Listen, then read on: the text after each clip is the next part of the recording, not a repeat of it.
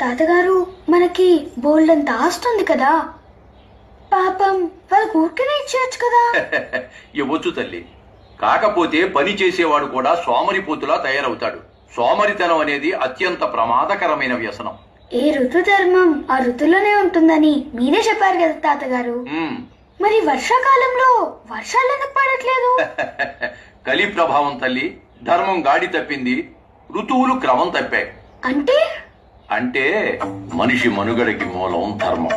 ఆ ధర్మానికి అనుగుణంగానే ప్రకృతి కూడా నడుస్తుంది. యుగ యుగానికి ధర్మం ఒక్కో పాదాన్ని కోల్పోతూ వచ్చింది.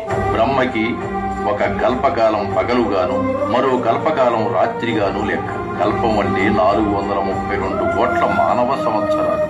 ఇందులో కృత, త్రేత, ద్వాపర, కలియుగాలున్నాయి. కృతయుగంలో 17,28,000 మానవ సంవత్సరాలు. ఇందులో ధర్మం 4 పాదాల నడిచింది. గాలిలో కాలుష్యం, మనుషుల్లో కల్మషం లేదు. మానవులు దేవతలు కలిసే జీవించేవారట. సగటు మనిషి ఆయుష్ 1,00,000 సంవత్సరాలు, పొడవు 32 అడుగులు ఉండేవారట. తరువాతది త్రేతాయుగం, 12,96,000 సంవత్సరాలు. ఇందులో ధర్మం 3 పాదాలే నడిచింది. రావణాసురుడి రూపంలో చెడు పురుడు పోసుకుంది.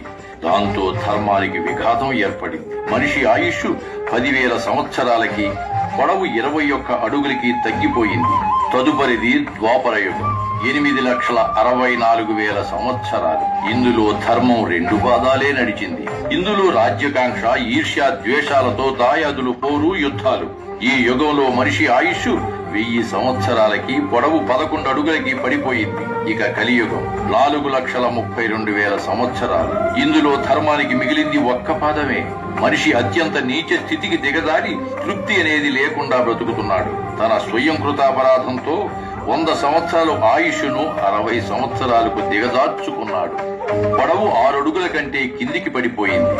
అలా మనిషి యుగ యుగానికి తన ఆలోచనల్ని దిగజార్చుకుని ఈ నేలని పాపాల పుట్టగా మార్చి మొత్తానికి ఈ భూమి అంతరించిపోవడానికి తానే కారకుడవుతున్నాడు.